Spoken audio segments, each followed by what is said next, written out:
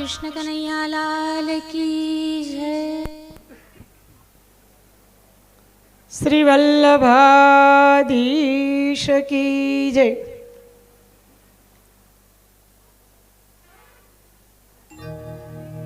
श्री ओम बीमार नंदी गौशाळा जसदण हाल 17 वर्षथी कार्यरत छे, जेमां बळदो उपरांत गायो के जेओ लूली लंगड़ी छे, बीमार अवस्थामां छे, एमनी सेवा शुश्रूषा थई रही छे अने एमनी सेवार्थे मनोरथी परिवारना दिव्याति दिव्य विचारने आज अलौकिक महोत्सव में वणी लईने यत्किंचित जे कई अहींथी सेवा भेट मळी छे ए बधी ज आ बीमार गायोनी सेवार्थे वपराशे।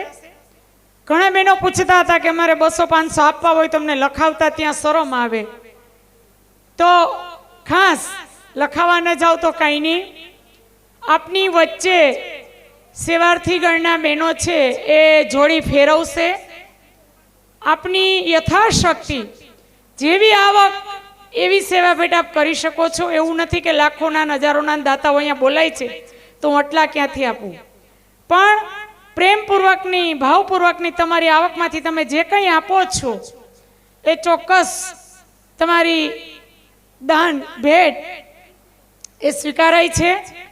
એટલે તમારી વચ્ચે અહીંયા જે બહેનોની ટીમ છે એ બહેનો આવશે અને આપ સેવા ભેટ યત્કિંચિત કરી શકશો. ઘરને બરાબર લોક કરીને ચાવી સાથે લ્યો, જ્યાં રાખો ત્યાં પણ વ્યવસ્થિત મૂકીને આવજો.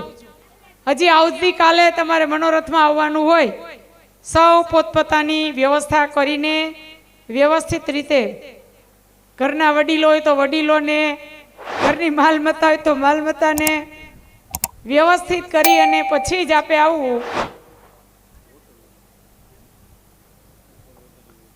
ખાસ સપ્તમ પીઠાધીશ્વર શ્રી સપ્તમપીઠ મદન મોહનજી પુષ્ટિ માર્ગી હવેલી ટ્રસ્ટ આયોજિત ગૃહ પ્રવેશ મહોત્સવ તારીખ 22/4/2023 શનિવારના રોજ છે.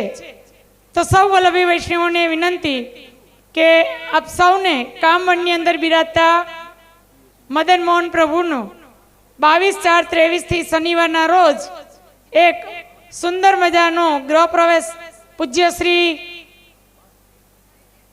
બ્રજેશકુમાર મહારાજશ્રીના પુત્ર શ્રી અનિરુદ્ધલાલજી મહોદયશ્રી અને રસેશકુમારજી મહોદયશ્રીનો ગૃહ પ્રવેશ, આ સુંદર મજાનું આયોજન હોય. મદન મોહન પ્રભુનો નિકુંજમાં ફૂલના કેળાના બંગલાનો છાકનો મનોરથ શયનમાં નિશ્ચિત કર્યો છે.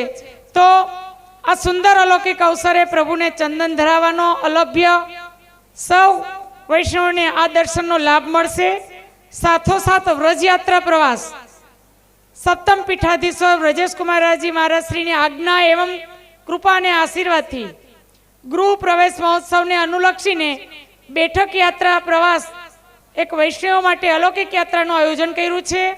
આ યાત્રાની અંદર પુષ્કર, વ્રજની અંદર ગોકુલ, નંદગામ, બરસાના, કામન અને જતીપુરાના બેઠકજીના જારી ચરણ સ્પર્શ તથા શ્રી ગિરિરાજજીની પરિક્રમાનું આયોજન છે.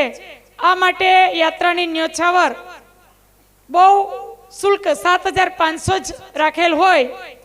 પ્રવાસ દરમિયાન યાત્રીઓ જે જોડાશે એ યાત્રીઓ માટે બંને ટાઈમ પ્રસાદ વ્યવસ્થા રાખેલ છે.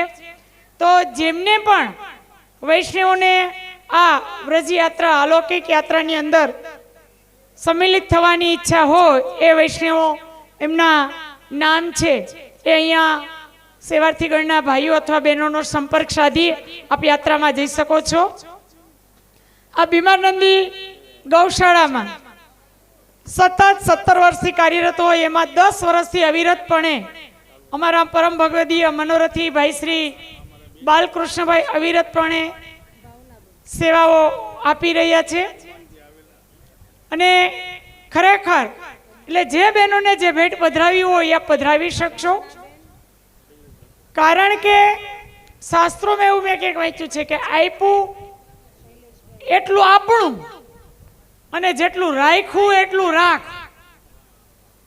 અને આવો સુંદર મજાર અકબરી પરિવારના માધ્યમથી કથાની સાથે સાથે આપણને એક એમની જ માધ્યમથી લાભ મળ્યો છે. તો 7 દિવસની કથા સાંભળ્યા પછી યત્કિંચિત આપ સૌ હું માનું છું ત્યાં સુધી જે બને તે ફૂલ નહીં તો ફૂલની પાંખડી પણ ગૌ સેવા ભેટ છે એ કાર્યાલયમાં અથવા અહીંયા જ્યારે આપની વચ્ચે સેવાર્થીગણની બહેનો આવે ત્યારે આપ સૌ પધરાવી શકો છો.